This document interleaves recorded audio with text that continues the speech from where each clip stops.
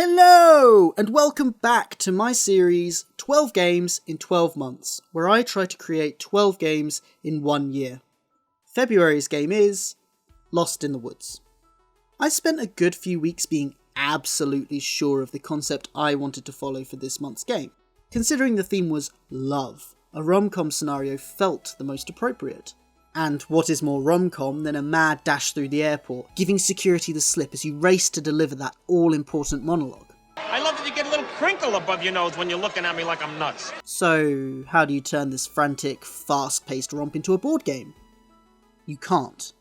Or at least, I can't. The competitive aspect is there. You could have a path that everyone has to follow, where you pull and climb over one another as you collect monologue pieces, and you could have hazards on the way, or you could send security after other people, but there is something that this game desperately needs. You couldn't even comprehend how fast I am. Speed. You can't throw a new player into a game of Twilight Imperium and tell them they can only have 5-second goes and everyone moves at the same time. So, a game with this level of speed has to have 1, maybe 2 rules and be instantly recognisable and understandable. The rom-com dash through the airport was neither of these things. But I still felt like the monologue was an interesting idea. I love that it takes you an hour and a half to order a sandwich.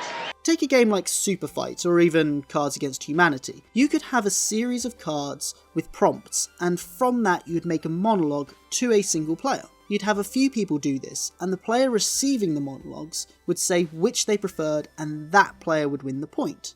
This was very nearly almost the game until my fiancée Daria, otherwise known as the D in R&D, told me that this game wouldn't work because of the romantic element. I didn't fully understand this at first, but realised she was right. It could be awkward confessing your undying love to, say, your mother-in-law, even in the context of a game. So that's what I was left with.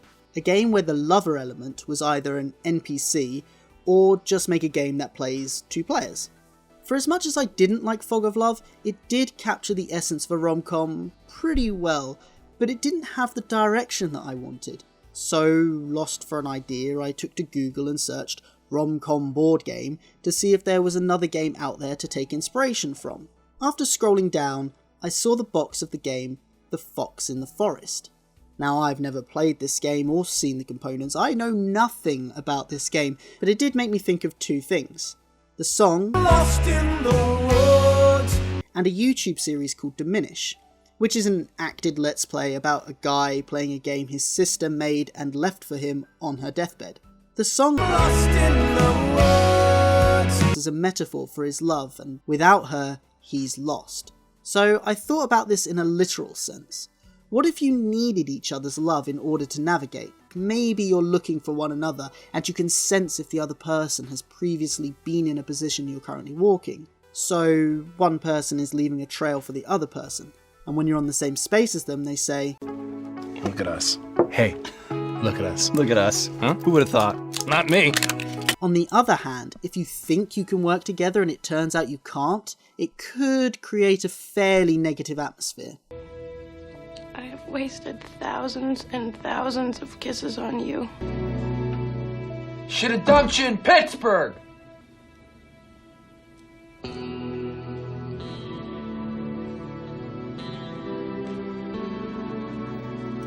Why couldn't you dump her in Pittsburgh? Where Diminish plays into this is the art direction. I discovered this series a few weeks ago and I love it. It's somber and weird, and the storytelling can be so ambiguous yet inviting. Soup of the day. It's literally a soup of the day. And the overarching theme of foreboding but filled with hope is really something I wanted to replicate on my own. The design of the characters in the game I eventually made is a love letter to this series. I mean, I can't draw anything close to Apollo, but seeing as my illustrating skills are somewhere between toddler and man-child, I think they came out okay. So how do you play Lost in the Woods?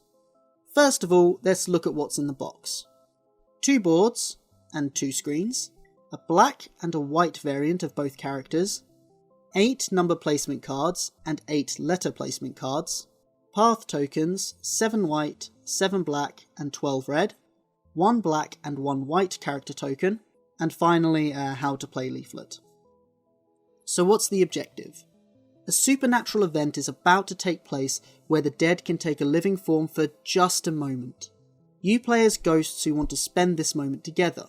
You know you're both in this part of the woods, but you are invisible in this form. Find each other before the start of the event to embrace one last time. To set up, one player takes a black character card, while the other takes a white character card. Each player takes a board, a screen, and all tokens matching their character colour.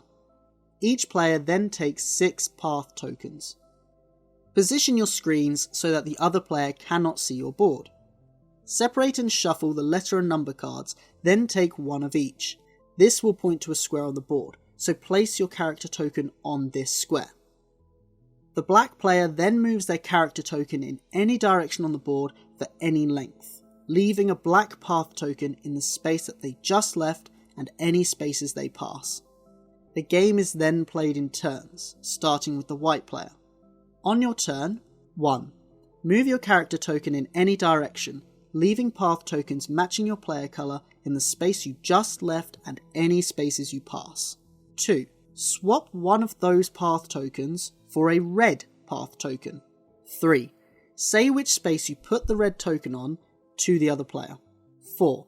They will then put a red token in this space on their board, and then confirm if this token is on one of their path tokens with a simple "I was here" or "I was not here." 5. That player then clears the path tokens matching their colour and starts their next turn. The only rules for moving is that you have to move in a straight line, whether it's orthogonally or diagonally, and you cannot land on a space with a red path token. Though you can pass through a red token space, you will still need to swap one of your path tokens for a red path token. At any point during the game, either player can say that they're on the same square as the other player. They will ask, "Do you trust me?" And if the other player says yes, they both remove their screens to reveal their location. If you do not think you're on the same square, you can let the play continue. Once the last red token has been placed, the white player can move one more time without having to place a red token. After this, you must remove your screens to reveal your location. If the location doesn't match, you lose. But if the location does match, you win, and can live happily together in that moment. And that is Lost in the Woods.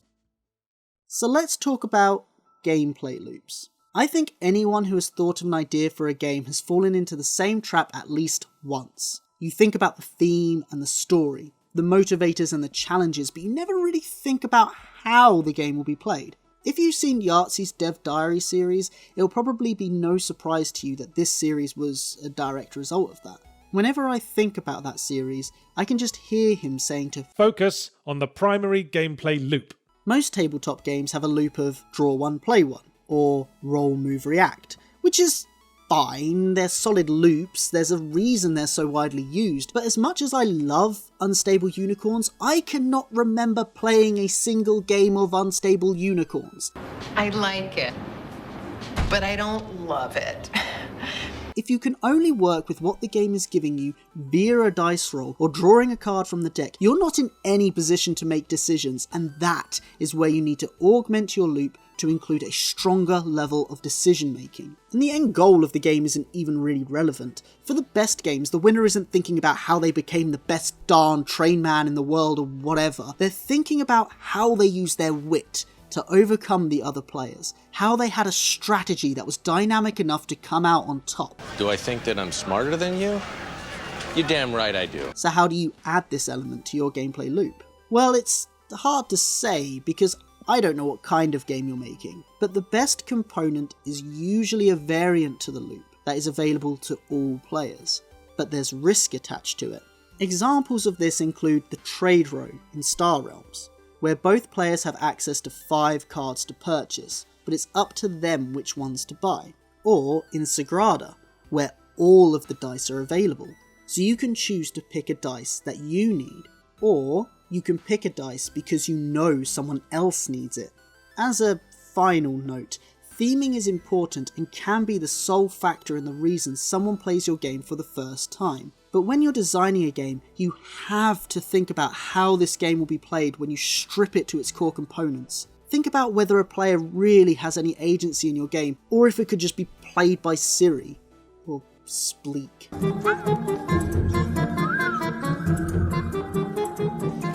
Wow. And that about wraps it up for this month. Next month's theme is travel.